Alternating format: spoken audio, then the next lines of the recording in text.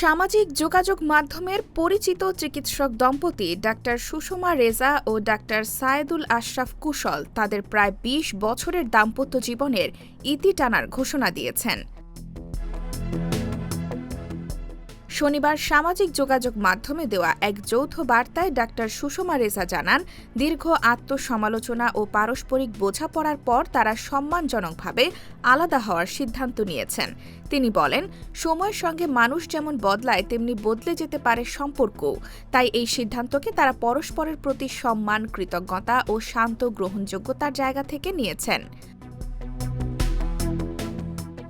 তারা সবাইকে অনুরোধ করেছেন এই ব্যক্তিগত বিষয়টি নিয়ে গুজব, অনুমান বা অপ্রয়োজনীয় বিচার বিশ্লেষণ না করতে, বিশেষ করে তাদের সন্তান ও পরিবারের সদস্যদের মানসিক অবস্থার প্রতি সংবেদনশীল থাকার আহ্বান জানিয়েছেন।